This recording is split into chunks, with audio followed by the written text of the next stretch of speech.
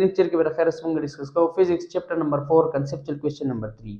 conceptual question number 3 सरे we can a small force ever exert a greater torque than a larger force we आया यो वड़ू के force د غټ فورس نه زیات ټارک پروډوس کولای شي آیا یو وړوکی فورس د غټ فورس نه زیات ټارک پروډوس کولای شي اوس ټارک څه ته وایي اول سره خو لږ ټارک ریوایز کړئ چې ټارک څه ته وایي نو ما تاسو ته ویلي وو چې کله هم مونږه په یو باډي باندې فورس اپلای کو او دا باډي د یو فکسډ اکسس مطابق روټیټ شي دې ته مونږ څه وایو دې مونږه ټارک وایو کله هم چې مونږ په یو باډي باندې فورس اپلای کو او دا باډي د یو فکسډ اکسس مطابق روټیټ شي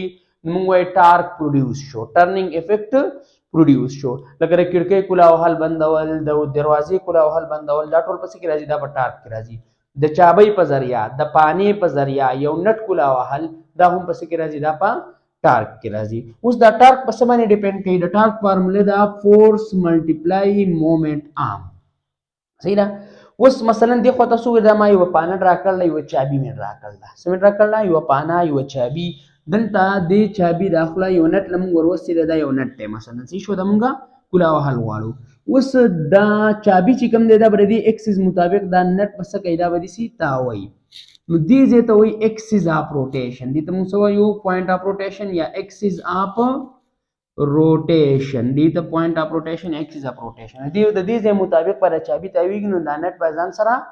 تاوي پویږي خبره باندې کنه دا چابي به دې سی تاویږي دې سي دا نټ په هم د ځان سره تاوي او په دې کم ځای په دې چابي چې موږ فورس لګاو دې ته موږ سوې دې ته موږ لاین اف اکشن وایو نو دا لاین اف اکشن دی په دې کم ځای چې موږ فورس لګاو دا لاین اف اکشن دی او دا اکسس اف روټیشن دی او دا لاین اف اکشن او دا اکسس اف روټیشن د لاین اف اکشن او د اکسس اف روټیشن په منځ کې چې دا کم ډیسټنس دی دا دا پرپنډیکولر چې د لاین اف اکشن سره د فورس سره د لاین اف اکشن سره 90 ډیګري انګل جوړي نو دی پرپنډیکولر ډیسټنس دا دی ډیسټنس دا د چابي د لاس کې د لینث دا د ته موږ مومنت ارم وایو دا موږ په ډي سره ډینوټ کوو مومنت ارم ته وایو دا موږ په سره ډینوټ کوو په ډي سره ډینوټ کوو وصیات ساتي ټارک هم په فورس ډیپند کوي هم په مومنت ارم ډیپند کوي که اپلایډ فورس سیوا نه جو هم به ټارک سیوای ټرننګ افیکټ به سیوای او د نټ به کولاویږي دغه شان که مومنت ارم سیوا دی جو هم به ټارک سیوای که مومنت ارم کم دی ټارک به کمی خو تاسو ماته دا وایي چې دا نټ مونږ په دې چابي کولاو په دې پانی کولاو نو یار په خپل ګوتو ویل نه کولاو په خپل لاس ولې نه کولاو اصل کې خبره دا ده چې زمونږ لاس هغه ته زمونږ ګوتی هغه ته دون ټرننګ افیکټ یعنی دون ټارک نشي پرووایډ کولای سونه چې وته پکار دی نو د ډیر ټارک د پرووایډ کولو لپاره مونږ چابي واخلو چابي چې په چابي باندې مونږ لک فورس ولګو او ډیر ټارک پروډوس شي ډیر ټرننګ افیکټ پروډوس شي او د لک فورس په ذریعہ دا نټ کولاو شي اوس په دې کې لاجیک سره د دې چابي کې د ټولو نه مین شي د دې چابي د دې لاس کې لینث دی یعنی مومنت ارم دی مومنت ارم سونه چې دا چابي غټه وا سونه چې په چابي کې دا مومنت ارم سیواو سونه چې په چابي کې دا مومنت ارم سیواو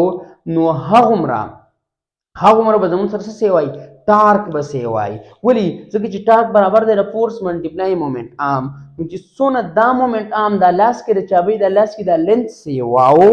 وایي به خبره باندې کنه یعنی د اکسس اف روټیشن د لاین اف اکشن سونه لري یعنی سونه ته لري مونږ فورس لګاو پرې چابي پرې لاس کې باندې نو اقربا بیا په لک فورس بیا کومه دلته لک فورس هم لګاو چونکی مومنت ارم سیوا دی نو په لک فورس سره به هم بیا زیات ټارک پروډوس کیږي نو دلته هم دغه خبره کوي چې بھائی چرته یو وړوکی فورس د غټ فورس نه زیات ټارک پروډوس کولای شي چرته یو وړوکی فورس د غټ فورس نه زیات ټارک پروډوس کولای شي نو تاسو ته او بالکل شي کله هم چې د وړوکی فورس په کیس کې دا چابي غټه وا یعنی دا مومنت ارم سیواو د غټ فورس په کیس کې چې کوم مومنت ارم دی داغې نه یعنی کله هم چې د وړوکی کې فورس په کیس کې دا مومنت ارم د غټ فورس د کیس د مومنت ارم نه سیواو نو بیا به د وړوکی فورس دا ټارک هم د غټ فورس د ټارک نه سیوای مثلا که تاسو دلته وګورئ زموږ سره دلته یو فورس دی 30 نیوټن خدا مونږ په سونه چابې باندې لګاو دې چابې په ذریعہ مونږ یو نټ کولا وهو او د دې چابې لینث څونه دی 2 میټر یعنی دې چابې د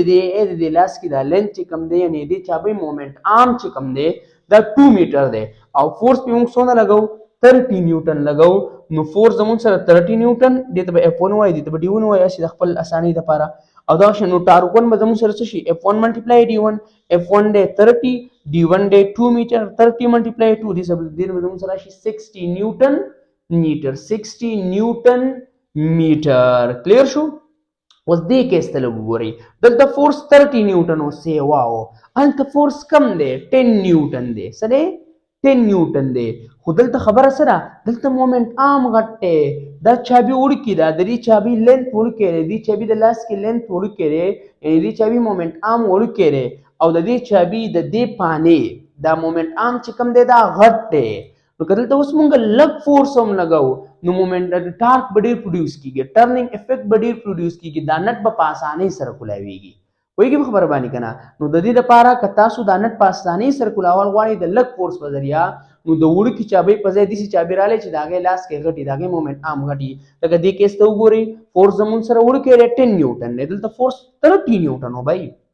کلیر شو عام طور پر موږ وایو چې څونه فورس ډېر لګېږي نو ټرننګ افیکټ یعنې ټارک ډېر پروډیوس کېږي خو دا صرف په فورس ډیپینډ نه کوي پوهېږي به خبره باندې که نه نو دلته فورس وړوکی دی 10 نیوټن دی خو بھائی مومنټ عام سیوا دی غټه چابي مونږ راغستې ده داسې چابي داسې پانم راغستې ده چې د هغې د لاس کې لینث سیوا دی یعنې مومنټ عام یې سیوا دی نو چې مومنټ عام یې سیوا دلته وګورئ ټارک 2 به څه برابر شي د F2 ملټیپلای D2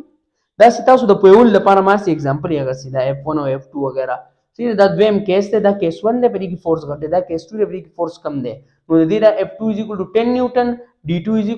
8 میټر اوس وګورئ دلته مومنټ عام 2 میټر او دلته 10 میټر دی یعنی 4 ګونه دلته سیوا دی سوري دلته 8 میټر دی نو 4 ګونه سیوا دی نو دویم ټارک یعنی ټارک 2 برابر شي F2 ملټیپلای D2 نو F2 دی 10 او D2 دی 8 نو 10 ملټیپلای 8 نو 80 نیوټن نو ګوره وړوکی فورس 80 نیوټن میټر ټارک پروډیوس کو او غټ فورس 60 نیوټن میټر ټارک پروډیوس کو دا ټارک تی سیوا دی دا ټارک تی ولی سیوا دی دا ټارک تی ځکه سیوا دی چې بھائی دلته